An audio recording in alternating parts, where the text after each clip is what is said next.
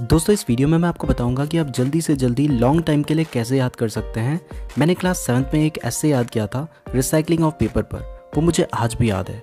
Paper is made from the pulp of the trees. The consumption of paper has gone manifold over the year. Use paper can be recycled 5 to 7 times, thus saving the tree. We should not waste paper. If we just save 1 or 2 sheet of paper every day, we can save many trees from destruction over a period of year.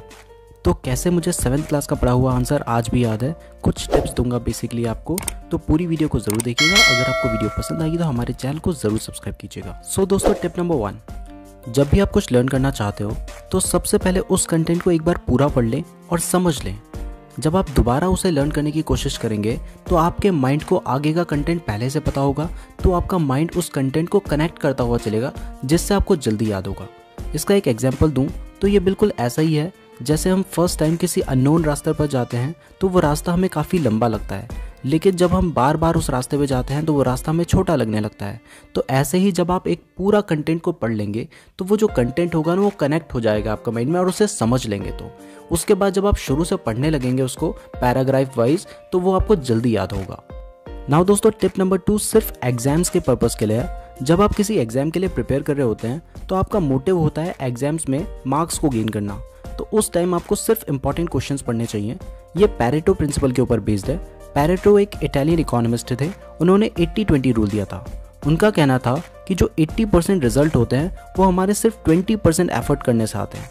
तो अगर आप भी 20% ही सही से पढ़ लेते हैं तो 80% आपका जो रिजल्ट है वो आपको मिल जाएगा। तो जब आप एग्जाम के लिए पढ़ रहे होते हैं तो आपको सिर्फ इंपॉर्टेंट क्वेश्चन पढ़ने चाहिए। मोस्टली टॉपर इसलिए ही टॉपर होते हैं क्योंकि वो एग्जाम्स में सिर्फ इंपॉर्टेंट क्वेश्चन पढ़ते हैं। अगर आप सब कुछ पढ़ेंगे तो कुछ भी सही तरीके से याद नहीं रख पाएंगे, लेकिन जब आप नॉलेज के लिए पढ़ रहे होते हैं तो आपको पूरा ही पढ़ना चाहिए। टिप नंबर 3, अगर आप किसी आंसर या कंटेंट को पढ़ रहे हैं जिसमें पॉइंट्स हैं तो अगर आप उन पॉइंट्स को लिख लेते हैं तो ये ज़्यादा बेहतर होगा, क्योंकि अगर आप पॉइंट्स को याद रखते हैं तो कंटेंट भी याद आ जाएगा। एंड एग्जाम्स में पॉइंट भूल गए तो कंटेंट कभी भी याद नहीं आएगा। एग्जाम्पल, फर्स्ट पॉइंट में मैंने आपको कहा था कि जब आप कुछ लर्न करना चाहते हैं तो आपको पहले पूरा कंटेंट एक बार में समझ लेना चाहिए।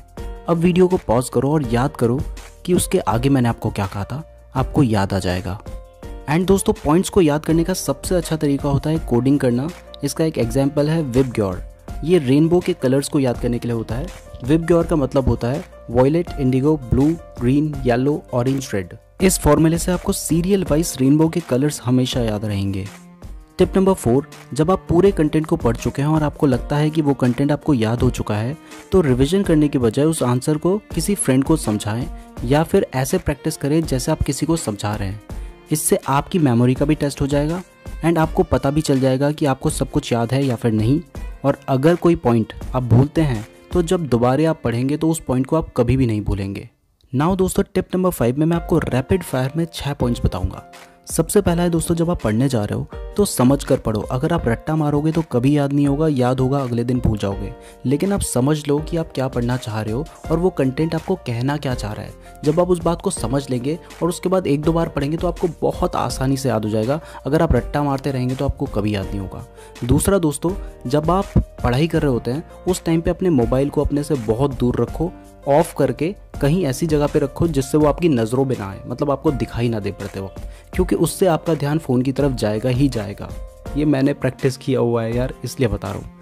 थर्ड पॉइंट है दोस्तों, जब आप याद कर रहे होते हैं किसी पॉइंट्स को तो उन पॉइंट्स को अच्छी तरीके से याद करें। ये मैंने आपको पहले भी बताया है, क्योंकि पॉइंट्स अगर आप भूल जाएंगे तो अंदर का कंटेंट आपको कभी भी याद नहीं आएगा। फोर्थ पॉइंट है दोस्तों, जब आप याद करते हैं तो साथ साथ चेक भी करते रहा कीजिए कि जो आपने पहले पॉइंट्स पढ़े थे वो आपको याद हैं। अगर आपको याद नहीं होंगे, आप आगे बढ़ते जाएंगे तो इससे आपको कुछ भी याद नहीं होगा।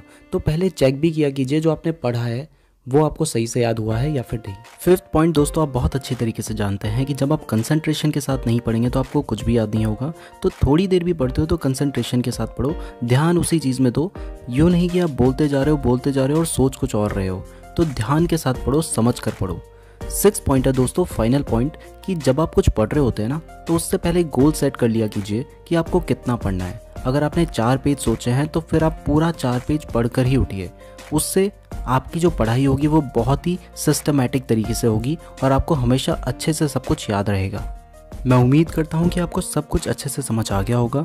अगर आपको वीडियो पसंद आई है तो हमारे चैनल को सब्सक्राइब करके बेल नोटिफिकेशन को प्रेस करना ना भूलिएगा। वीडियो अच्छी लगी है तो लाइक ज़रूर कीजिएगा, कमेंट करके बताइएगा आपको वीडियो कैसी लगी है। आप मुझे फेसबुक और इंस्टाग्राम पर फॉलो कर सकते हैं, लिंक दी हुई है नीचे डिस्क्रिप्शन में। धन्यवाद।